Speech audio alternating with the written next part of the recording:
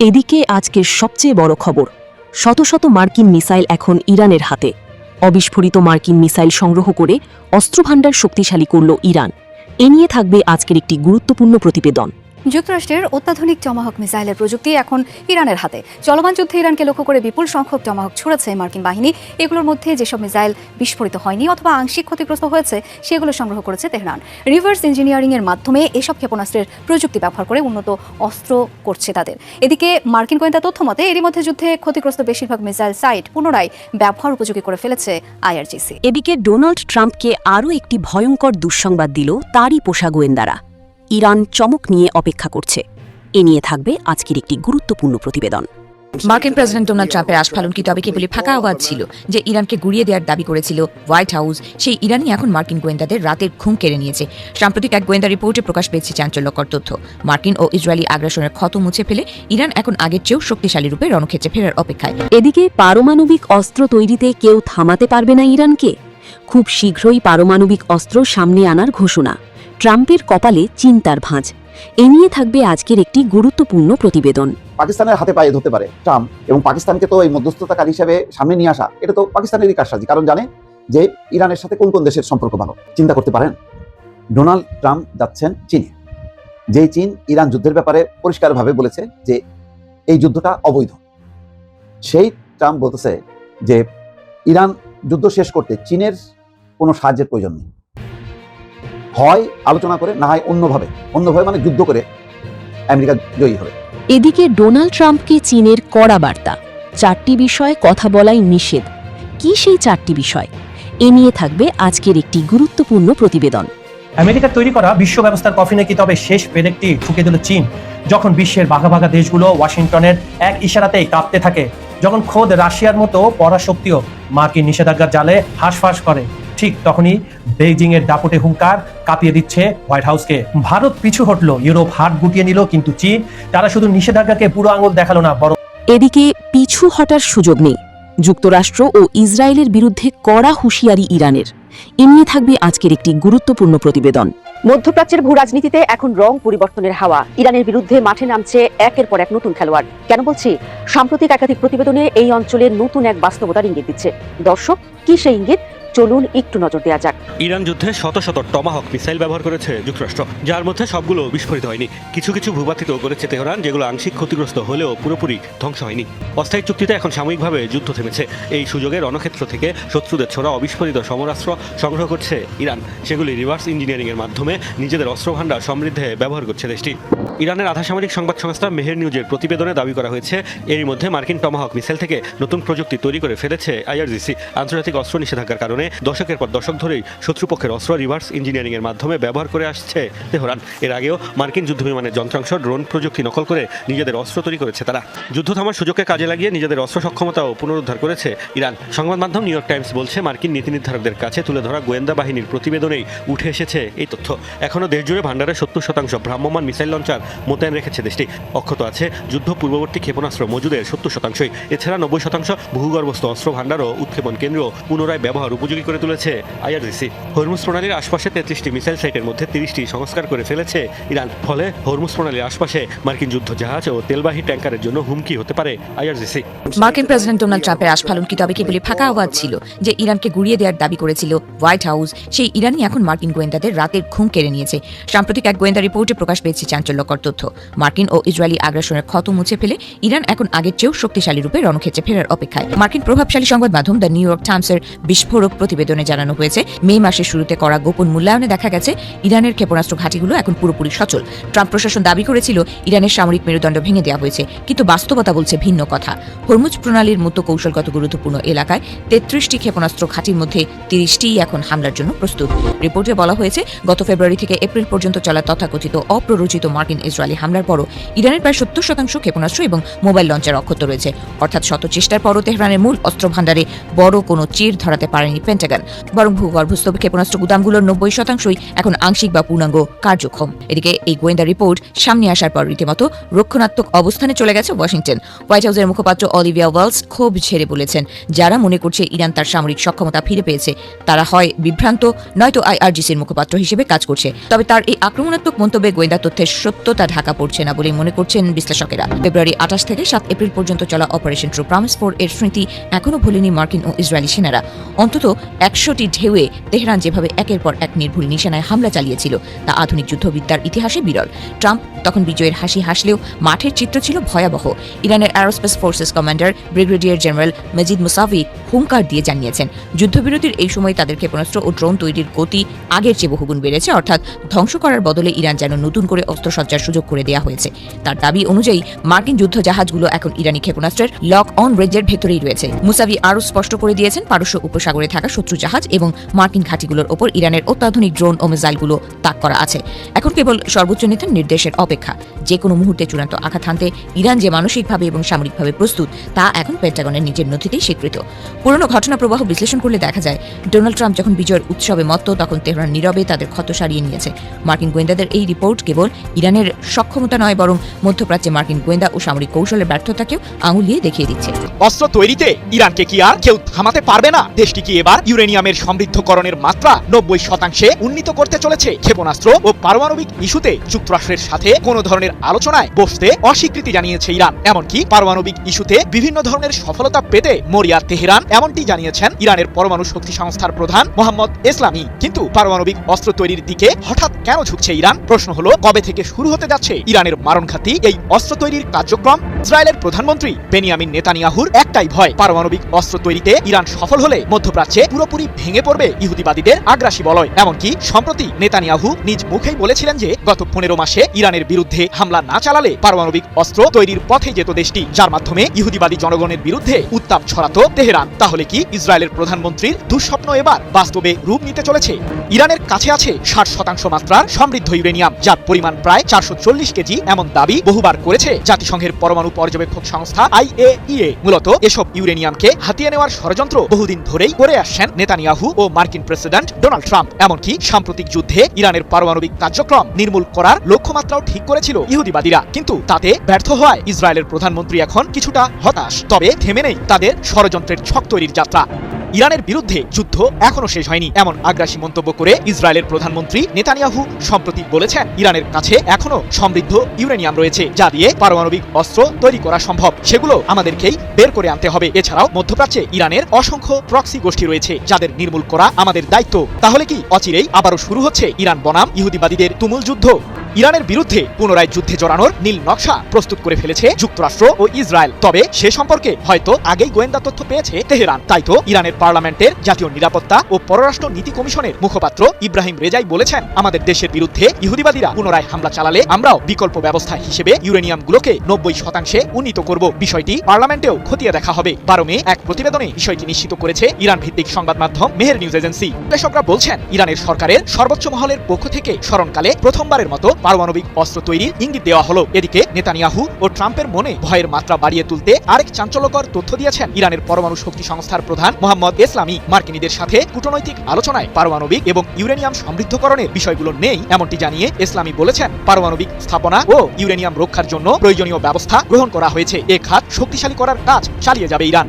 অন্যদিকে ইহুদিবাদীদের নতুন আগ্রাসন ঠেকানোর জন্য সকল সামরিক প্রস্তুতিও সেরে ফেলেছে ইরান। এরই মাঝে মধ্যপ্রাচ্যে থাকা মার্কিনীদের গুরুত্বপূর্ণ সামরিক স্থাপনাগুলোকে লক্ষ্য করে মিসাইল ও আত্মঘাতী ড্রোন তাক করে রেখেছে তেহরান। এ প্রসঙ্গে ইরানের সর্বোচ্চ প্রতিরক্ষা বাহিনী IRGCর অ্যারোস্পেস ফোর্সের কমান্ডার ব্রিগেডিয়ার জেনারেল মাজিদ মুসাভি বলেছেন, আমাদের ক্ষেপণাস্ত্র ও আত্মঘাতী ড্রোনের বহর শত্রুর সামরিক স্থাপনাগুলোকে নিশানায় রেখেছে। সরকারের উচ্চ মহলের নির্দেশনা পাওয়া মাত্রই এসব মারণাস্ত্র ছুটবে ইহুদিবাদীদের ধ্বংস করতে। যুক্তরাষ্ট্রের প্রেসিডেন্ট ডোনাল্ড ট্রাম্প ও চীনের প্রেসিডেন্ট শি জিনপিং এর বহুল প্রতীক্ষিত বৈঠকের আগেই নতুন করে উত্তেজনা ছড়িয়েছে বিশ্ব কূটনীতিতে। বৈঠকের পরিবেশ তৈরি হওয়ার আগেই বেইজিং স্পষ্ট করে দিয়েছে তাদের 4টি রেড লাইন, যা কোনোভাবেই অতিক্রম করা যাবে না। চীনা দূতাবাস যুক্তরাষ্ট্রকে সতর্ক করে জানিয়েছে, তাইওয়ান ইস্যু, মানবাধিকার ও গণতন্ত্র, চীনের রাজনৈতিক ব্যবস্থা ও উন্নয়ন পথ এবং চীনের উন্নয়ন অধিকার, এই 4টি বিষয়কে বেইজিং জাতীয় স্বার্থের কেন্দ্রবিন্দু হিসেবে বিবেচনা করে। এসব বিষয়ে হস্তক্ষেপ করা হলে তা দ্বিপাক্ষিক সম্পর্কের জন্য গুরুতর পরিণতি ডেকে আনবে বলেও হুঁশিয়ারি দেওয়া হয়েছে। এদিকে ট্রাম্প বলেছেন তিনি শি জিনপিংকে বন্ধু হিসেবে দেখেন এবং বৈঠকে ইরান সম্পর্কিত বিষয়সহ একাধিক বৈশ্বিক সংকট নিয়ে আলোচনা করতে চান।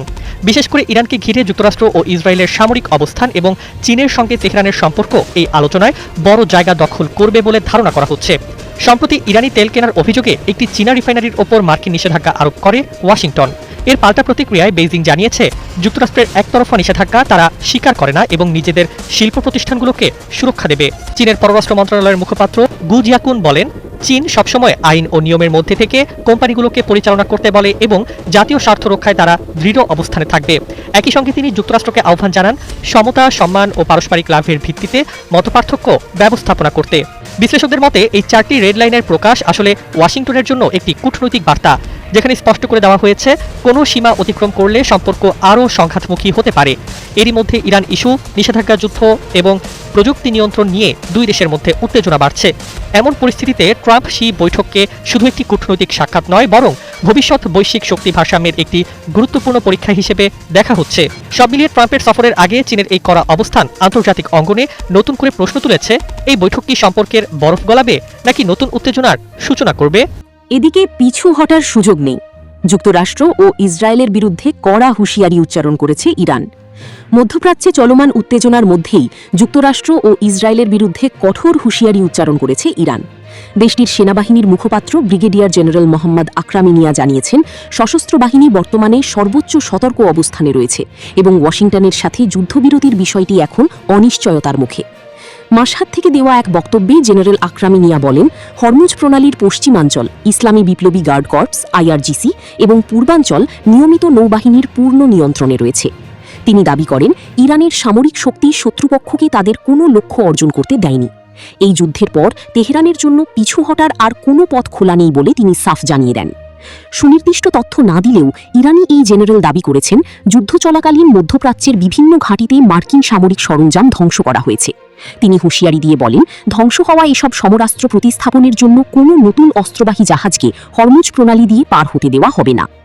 শত্রুপক্ষ ইরানের সামরিক সক্ষমতা সম্পর্কে আগে থেকে আঁচ করতে পারেনি উল্লেখ করে তিনি দেশটির সশস্ত্র বাহিনীর ভূয়সী প্রশংসা করেন। বিশ্লেষকরা মনে করছেন, জেনারেল আকরামিনিয়ার এই বক্তব্য মধ্যপ্রাচ্যে মার্কিন ও ইসরায়েলি উপস্থিতির বিরুদ্ধে ইরানের অবস্থান আরও কঠোর হওয়ার ইঙ্গিত দিচ্ছে। আমেরিকার তৈরি করা বিশ্ব ব্যবস্থার কফিনে কি তবে শেষ পেরেকটি ঠুকে দিল চীন?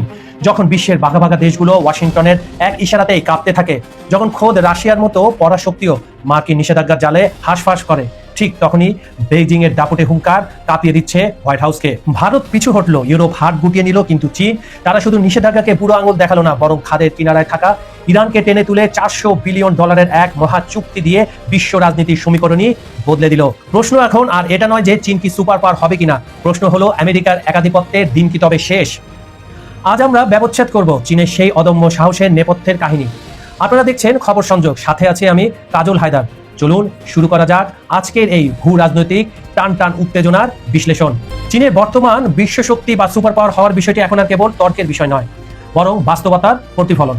আপনি ঠিকই বলেছেন, রাশিয়ার মতো শক্তিধর দেশও যেখানে মার্কিন নিষেধাজ্ঞার সামনে কিছুটা হলেও চাপে থাকে, চীন সেখানে সম্পূর্ণ ব্যতিক্রম। আন্তর্জাতিক রাজনীতিতে সুপার পাওয়ার হওয়ার প্রথম এবং প্রধান শর্ত হলো নিজের দেশের স্বার্থ রক্ষায় কারো পরোয়া না করা। মার্কিন যুক্তরাষ্ট্র যখন কোনো দেশের উপর অর্থনৈতিক নিষেধাজ্ঞা বা স্যাংশন আরোপ করে, তখন বিশ্বের অধিকাংশ দেশ তাদের সাথে ব্যবসা বন্ধ করতে বাধ্য হয়। এমনকি রাশিয়ার মতো দেশগুলো অনেক সময় কৌশলগত কারণে এসব বিধিবিধান মেনে চলে, কিন্তু চীনের ক্ষেত্রে চিত্রটা সম্পূর্ণ ভিন্ন। চীন তার অর্থনৈতিক এবং সামরিক সক্ষমতা এমন এক উচ্চতায় নিয়ে গেছে যেখানে তারা মার্কিন চোখ রাঙানিকে সরাসরি উপেক্ষা করতে পারে। ইরান দীর্ঘ সময় ধরে মার্কিন নিষেধাজ্ঞার কবলে পড়ে বিশ্ব বাণিজ্য থেকে প্রায় বিচ্ছিন্ন হয়ে পড়েছিল।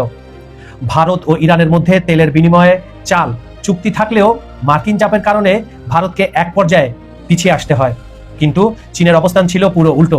2021 সালের মার্চ মাসে চীন এবং ইরান একটি 25 বছর মেয়াদী কম্প্রিহেন্সিভ স্ট্র্যাটেজিক পার্টনারশিপ স্বাক্ষর করে। এই চুক্তির অধীনে চীন ইরানে প্রায় $400 বিলিয়ন বিনিয়োগের প্রতিশ্রুতি দিয়েছে। এই বিশাল অঙ্কের অর্থ ইরানের অবকাঠামো, জ্বালানি এবং নিরাপত্তা খাতে ব্যয় হবে। এর বিনিময়ে চীন অনেক কম দামে, মানে যেটাকে বলে ডিসকাউন্ট রেট, আগামী 25 বছর নিয়মিতভাবে তেল ও গ্যাস পাবে ইরান থেকে। এটা শুধু একটি ব্যবসায়িক চুক্তি নয়, বরং আমেরিকার বৈশ্বিক আধিপত্যের মুখে চীনের একটি সরাসরি চ্যালেঞ্জ। চীন বিশ্বকে বুঝিয়ে দিয়েছে মার্কিন নিষেধাজ্ঞা এখন আর বিশ্বের সব দেশের জন্য প্রযোজ্য নয়। কেন চীন আজ অপ্রতিদ্বন্দ্বী? চীনের এই সুপার পাওয়ার হয়ে ওঠার পেছনে কয়েকটি মূল স্তম্ভ কাজ করেছে। অর্থনৈতিক মেরুদণ্ড। চীন এখন বিশ্বের দ্বিতীয় বৃহত্তম অর্থনৈতিক দেশ এবং ক্রয় ক্ষমতার সমতা অনুযায়ী অনেক ক্ষেত্রে তারা আমেরিকাকেও ছাড়িয়ে গেছে। বিশ্বের প্রায় প্রতিটি দেশে সাপ্লাই চেইন চীনের উপর নির্ভরশীল। প্রযুক্তিগত উৎকর্ষ, 5G, কৃত্রিম বুদ্ধিমত্তা এবং সেমিকন্ডাক্টর শিল্পে চীন দ্রুত এগিয়ে যাচ্ছে। হুয়াওয়ের মতো কোম্পানিগুলোর উপর নিষেধাজ্ঞা দিয়েও তাদের প্রযুক্তিগত অগ্রযাত্রা রুখতে পারেনি Washington. Belt and road initiative, যেটাকে আমরা BRI বলে থাকি, এই প্রকল্পের মাধ্যমে চীন এশিয়া, আফ্রিকা এবং ইউরোপের প্রায় 150টি দেশের সাথে সংযুক্ত হচ্ছে। এটি চীনের একটি ভূ রাজনৈতিক মাস্টার স্ট্রোক, যা দেশটিকে গ্লোবাল সাউথের নেতা হিসাবে প্রতিষ্ঠিত করেছে। সামরিক সক্ষমতা। দক্ষিণ চীন সাগর এবং তাইওয়ান ইস্যুতে চীনের ক্রমবর্ধমান সামরিক উপস্থিতি প্রমাণ করে তারা এখন আর শুধু রক্ষণাত্মক নয়, বরং আক্রমণাত্মক কূটনীতিতেও পারদর্শী। বন্ধুরা, ইতিহাস সাক্ষী কোনো সাম্রাজ্যই চিরস্থায়ী নয়। রোমান থেকে ব্রিটিশ, পতন সবারই হয়েছে। তাহলে কি আমরা এখন সেই মহেন্দ্র খানের সাক্ষী হচ্ছি, যেখানে হোয়াইট হাউসের নীল নকশা নয়, বরং বেইজিং এর ড্রাগন ঠিক করে দিচ্ছে পৃথিবীর ভবিষ্যৎ? আমেরিকার নিষেধাজ্ঞা যখন অন্যদের জন্য দেয়াল, চীনের কাছে তখন তা কেবলই কাগজের বাঘ। ইরানকে সাথে নিয়ে চীন যে দাবার চালতে দিয়েছে, তাতে মার্কিন ডলারে একচ্ছত্র আধিপত্য আজ খাদের কিনারায়। বিশ্ব রাজনীতিতে এক মেরুকেন্দ্রিক ক্ষমতার দিন কি তবে শেষ, নাকি এটি এক মহাযুদ্ধের আগের শান্ত পরিস্থিতি? আপনার কি মনে হয়, চীন কি পারবে আমেরিকার তৈরি এই বিশ্ব ব্যবস্থার কফিনে শেষ পেরেকটি ঠুকতে, নাকি ওয়াশিংটন আবারও কোনো গোপন চাল দিয়ে ফিরে আসবে তার হারানো সাম্রাজ্য দখলে? আপনার মূল্যবান মতামত কমেন্ট বক্সে লিখে জানান, কারণ আপনার প্রতিটি মন্তব্য আমাদের পরবর্তী বিশ্লেষণের খোরাক। আন্তর্জাতিক রাজনীতির এমন রগরগে সব আপডেট এবং ক্ষমতার পালা বদলের নেপথ্য কাহিনী জানতে এখনই সাবস্ক্রাইব করুন খবর সংযোগে। আর যারা বিজ্ঞাপন বা প্রমোশনের মাধ্যমে আমাদের সাথে যুক্ত হতে চান, ডেসক্রিপশন বক্সে দেওয়া ঠিকানায় যোগাযোগ করুন। আজ বিদায় নিচ্ছি, আমি কাজল হায়দার। দেখা হবে বিশ্ব রাজনীতির নতুন কোনো রোমহর্ষক সমীকরণ নিয়ে। পাকিস্তানের হাতে পায়ে ধরতে পারে ট্রাম্প, এবং পাকিস্তানকে তো এই মধ্যস্থতাকারী হিসেবে সামনে নিয়ে আসা, এটা তো পাকিস্তানেরই কারসাজি। কারণ জানে যে ইরানের সাথে কোন কোন দেশের সম্পর্ক ভালো। চিন্তা করতে পারেন, ডোনাল্ড ট্রাম্প যাচ্ছেন চীনে। যে চীন ইরান যুদ্ধের ব্যাপারে পরিষ্কারভাবে বলেছে যে এই যুদ্ধটা অবৈধ, সেই ট্রাম্প বলতেছে যে ইরান যুদ্ধ শেষ করতে চীনের কোনো সাহায্যের প্রয়োজন নেই, হয় আলোচনা করে, না হয় অন্যভাবে মানে যুদ্ধ করে আমেরিকা জয়ী হবে। পাত্তাই দিচ্ছেন, চীনে যাচ্ছেন, সেখানে বলতে পারে যেমন পাকিস্তানের সহযোগিতা নিতে পেরেছেন তিনি, চীনের সহযোগিতা নেবেন না কেন? ওই যে মাথার মধ্যে আছে, বলছে যে ইরানের বিরুদ্ধে এই যুদ্ধ, যুক্তরাষ্ট্র এবং ইসরায়েলের এই যুদ্ধ অবৈধ। এই মন্তব্যটা তার মাথার মধ্যে আছে। এই জন্য গুরুত্বপূর্ণ একটা সুযোগ ছিল যে তিনি যাচ্ছেন চীনে একটা কনফারেন্সে যোগ দিতে। সেখানে চীনের প্রেসিডেন্ট শি সঙ্গে তার 2 দিন কথা হবে। তো খুব সহজ ছিল যে সংকটটা সমাধান করা, চীনকে বলা যে ইরানকে বড় চুক্তি করতে, চীন এখানে যুক্ত হতে পারত। কিন্তু আমেরিকা চীনকে যুক্ত করতে চায় না, কারণ আমেরিকার ভয় যে চীন যদি এই যুদ্ধে যুক্ত হয়, সে আরো ইরানের ভিতরে ঢুকবে এবং আরো ইরানকে আরো শক্তিশালী করবে। কারণ ট্রাম্প ভালো করেই জানে যে আমেরিকা যা করছে, ইসরায়েল যা করছে ইরানকে ঘিরে বা মধ্যপ্রাচ্যে, এটা চীনের সমর্থন নেই, রাশিয়ার সমর্থন নেই। আর চীন হচ্ছে গুরুত্বপূর্ণ, রাশিয়াটা নাই বাদই দিলাম, কিন্তু চীন অত্যন্ত গুরুত্বপূর্ণ। চীন মানে ইতিমধ্যেই প্রযুক্তিগত নানা রকম সহযোগিতা করছে, এই খবর আছে। এই কারণে কোনোভাবেই সে চীনকে যুক্ত করতে চায় না। তাই বলছেন যে মানে কোনোভাবেই চীনের সঙ্গে এই যুদ্ধ নিয়ে, যুদ্ধ সমাধান নিয়ে আলোচনার কোনো প্রয়োজন নেই। এবং এমন একটা সময় বলছে ট্রাম্প এই কথা, যখন তেহরানের সঙ্গে স্থায়ী শান্তি চুক্তির আশা ক্ষীণ হয়ে যাচ্ছে এবং হরমুজ প্রণালীর উপর তেহরান নিজের নিয়ন্ত্রণ আরো জোরদার করছে। ইরান তার মানে জ্বালানি পরিবহনের জন্য ইতিমধ্যে পাকিস্তান এবং ইরাকের সঙ্গে চুক্তি করছে। চুক্তি করে ওই পথ দিয়ে সেই সড়ক পথে তার জ্বালানি পরিবহন করবে।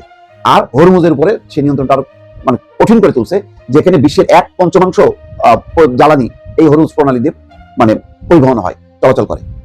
তো তাহলে বুঝতে পারছেন তার কি পরিমাণ গোস্বা মানে বা বাগাড়ম্বর, যে প্রয়োজন নেই। অথচ মানে পাকিস্তানের হাতে পায়ে ধরতে পারে ট্রাম্প, এবং পাকিস্তানকে তো এই মধ্যস্থতাকারী হিসেবে সামনে নিয়ে আসা, এটা তো পাকিস্তানেরই কারসাজি। কারণ জানে যে ইরানের সাথে কোন কোন দেশের সম্পর্ক ভালো। ইরানের সাথে সম্পর্ক ভালো চীন, রাশিয়া আর পাকিস্তান। সে দুর্বল পাকিস্তানকে ধরছে, যাতে পাকিস্তানকে ইচ্ছা মতো হ্যান্ডেল করতে পারে। কারণ চীন তো তার নিজস্ব পলিসি আছে এবং চীন তো অনেক মানে মেধাবী, সে তো ওই ট্রাম্প যা বলবে সেই অনুযায়ী ঝাঁপ দেবে, এটা তো করবে না। তো সেই কারণে তার লক্ষ্য হচ্ছে চীনকে দূরে রাখা। মধ্যপ্রাচ্যের ভূ রাজনীতিতে এখন রং পরিবর্তনের হাওয়া। ইরানের বিরুদ্ধে মাঠে নামছে একের পর এক নতুন খেলোয়াড়। কেন বলছি? সাম্প্রতিক একাধিক প্রতিবেদনে এই অঞ্চলের নতুন এক বাস্তবতার ইঙ্গিত দিচ্ছে। দর্শক, কি সেই ইঙ্গিত? চলুন একটু নজর দেওয়া যাক। প্রথমে খবর আসে সংযুক্ত আরব আমিরাত গোপনে ইরানের ভেতরে হামলা চালিয়েছে। এরপর আন্তর্জাতিক গণমাধ্যমে উঠে আসে আরো বিস্ফোরক দাবি, সৌদি আরব নাকি একইভাবে ইরানের ভূখণ্ডে গোপনে বিমান হামলা চালিয়েছিল। যদি এসব তথ্য পুরোপুরি সত্য হয় তাহলে এটি হবে বহু দশকের শত্রুতার ইতিহাসে এক ঐতিহাসিক মোড়। কারণ এতদিন সৌদি ইরান প্রতিদ্বন্দ্বিতা মূলত প্রক্সি যুদ্ধ, গোয়েন্দা লড়াই ও আঞ্চলিক প্রভাব বিস্তারের মধ্যেই সীমাবদ্ধ ছিল। এবার প্রথমবারের মতো সরাসরি ইরানের মাটিতে সৌদি হামলার অভিযোগ উঠল। প্রশ্ন হচ্ছে, কেন এমন পদক্ষেপ নিতে পারে সৌদি আরব, আর এর ফলে মধ্যপ্রাচ্যের রাজনীতিতে কি ধরনের পরিবর্তন আসতে পারে? দর্শক, আন্তর্জাতিক সংবাদ সংস্থা রয়টার্সের এক প্রতিবেদনে দাবি করা হয়েছে, মার্চ মাসের শেষ দিকে সৌদি বিমান বাহিনী ইরানের ভেতরে কয়েকটি গোপনে প্রতিশোধমূলক হামলা চালায়। একজন কর্মকর্তা জানান, সৌদি আরবের উপর হওয়া হামলার পাল্টা জবাব বা টিট ফর ট্যাট হিসেবে ইরানে এই অভিযান চালানো হয়। তবে হামলার সুনির্দিষ্ট লক্ষ্যবস্তু কি ছিল তা নিশ্চিত করা সম্ভব হয়নি। প্রতিবেদনে দুজন পশ্চিমা কর্মকর্তা এবং দুজন ইরানি কর্মকর্তার বরাত দেওয়া হয়। তবে সৌদি সরকার আনুষ্ঠানিকভাবে হামলার কথা স্বীকার করেনি। তারা কেবল বলছে, মধ্যপ্রাচ্যকে অস্থিতিশীল করে এমন যে কোনো পদক্ষেপের বিরুদ্ধে তারা আত্মরক্ষার অধিকার রাখে। অন্যদিকে ইরানও সরাসরি অস্বীকার বা স্বীকার কোনোটি করেনি। এই নীরবতাই বিশ্লেষকদের কাছে সবচেয়ে গুরুত্বপূর্ণ সংকেত, কারণ মধ্যপ্রাচ্যে অনেক সময় নীরব স্বীকৃতি সবচেয়ে বড় বার্তা। দর্শক, আমেরিকার সঙ্গে গভীর সামরিক সম্পর্ক থাকা সৌদি আরব দীর্ঘ সময় ধরে নিরাপত্তার জন্য ওয়াশিংটনের উপর নির্ভরশীল ছিল। তবে ইরানের উপর ইসরায়েল ও আমেরিকার আগ্রাসনের পর 10 সপ্তাহের যুদ্ধের মধ্যে এমন হামলা হয়েছে যা মার্কিন নিরাপত্তা ছাতাকেও দুর্বল করিয়েছে। এই হামলা মধ্যপ্রাচ্যের সংঘাত আরো বড় পরিসরে হওয়ার ইঙ্গিত দিচ্ছে। 28 ফেব্রুয়ারি যুক্তরাষ্ট্র ইসরায়েল ইরানের উপর বিমান হামলা চালানোর পর শুরু হওয়া যুদ্ধ ধীরে ধীরে পুরো অঞ্চলে ছড়িয়ে যায়। এরপর থেকে ইরান উপসাগরীয় সহযোগিতা পরিষদ জিসিসি 6টি দেশে ক্ষেপণাস্ত্র ড্রোন হামলা চালিয়েছে বলে অভিযোগ রয়েছে। শুধু মার্কিন ঘাঁটি নয়, বেসামরিক স্থাপনা, বিমানবন্দর ও তেল অবকাঠামোকেও লক্ষ্যবস্তু করা হয়েছে। পাশাপাশি হরমুজ প্রণালী বন্ধ করে দেওয়ায় বৈশ্বিক বাণিজ্যও ব্যাহত হয়েছে। এর আগে সংযুক্ত আরব আমিরাতও ইরানের মাটিতে সামরিক হামলা চালিয়েছে বলে ওয়াল স্ট্রিট জার্নাল জানিয়েছে। এতে স্পষ্ট হচ্ছে, ইরানের হামলায় ক্ষতিগ্রস্ত উপসাগরীয় রাজতন্ত্রগুলো পাল্টা জবাব দেওয়া শুরু করেছে। এসব ঘটনা সামনে আসায় বোঝা যাচ্ছে, উপসাগরীয় আরব রাষ্ট্রগুলো হয়তো আগের মতো কেবল প্রতিরক্ষামূলক অবস্থানে নেই, বরং তারা এখন ডিটারেন্স বা প্রতিরোধমূলক আক্রমণের নীতিতে যাচ্ছে। অর্থাৎ ইরান হামলা করে শুধু প্রতিরক্ষা নয়, সরাসরি পাল্টা আঘাতও আসবে। এটি মধ্যপ্রাচ্যের শক্তির ভারসাম্যে বড় পরিবর্তনের ইঙ্গিত। তবে সৌদি আরব ও আমিরাতের অবস্থানে পার্থক্য রয়েছে। আমিরাত তুলনামূলক কড়া অবস্থান নিয়েছে এবং ইরানের উপর চাপ বাড়াতে চেয়েছে। অন্যদিকে সৌদি আরব পরিস্থিতি আরো উত্তপ্ত হওয়া ঠেকাতে চেয়েছে এবং রিয়াদে নিযুক্ত ইরানি রাষ্ট্রদূতের মাধ্যমে তেহরানের সঙ্গে যোগাযোগ বজায় রেখেছে। সৌদি পররাষ্ট্র মন্ত্রণালয়ের কর্মকর্তা বলেন, সৌদি আরব সবসময় উত্তেজনা কমানো, সংযম বজায় রাখা এবং আঞ্চলিক স্থিতিশীলতা নিশ্চিত করার পক্ষে। ইরানি পশ্চিমা কর্মকর্তাদের দাবি, সৌদি আরব হামলার বিষয়টি ইরানকে জানায়। এরপর দুই দেশের মধ্যে ব্যাপক কূটনৈতিক যোগাযোগ হয় এবং সৌদি আরব আরও পাল্টা হামলার হুঁশিয়ারি দেয়। এরপর উত্তেজনা কমানোর বিষয়ে উভয় পক্ষের মধ্যে একটি সমঝোতা তৈরি হয়। দীর্ঘদিনের প্রতিদ্বন্দ্বী ইরান ও সৌদি আরব মধ্যপ্রাচ্যের প্রধান শিয়া ও সুন্নি শক্তি বিভিন্ন আঞ্চলিক সংঘাতে বিপরীত পক্ষকে সমর্থন দিয়ে এসেছে। তবে 2023 সালে চীনের মধ্যস্থতায় দুই দেশের মধ্যে সম্পর্ক পুনঃস্থাপিত হয়। এর অংশ হিসেবে ইয়েমেনে ইরান সমর্থিত প্রতিরোধ গোষ্ঠী ও সৌদি আরবের মধ্যে যুদ্ধবিরতি কার্যকর রয়েছে। লোহিত সাগর দিয়ে জাহাজ চলাচল স্বাভাবিক থাকায় সৌদি আরব যুদ্ধের মধ্যেও তেল রপ্তানি চালিয়ে যেতে পেরেছে। ফলে উপসাগরীয় অন্য অনেক দেশের তুলনায় তারা তুলনামূলকভাবে কম ক্ষতির মুখে পড়েছে। দর্শক, এখানে একটি বিষয় উল্লেখ করতে চাই, অর্থাৎ ইরান এবং সৌদি আরবের মধ্যে পাল্টা হামলার ঘটনা ঘটলেও যেমনটি বোঝা যাচ্ছে, দুই দেশই পরস্পরের হামলার বিষয়ে অবগত ছিল। তারপরও মোটা দাগে বলা যায়, এই ঘটনায় বড় কিন্তু রয়েছে। সেটি হলো, একদিকে হামলা, পাল্টা হামলা চলছে, অন্যদিকে কূটনৈতিক যোগাযোগ অব্যাহত।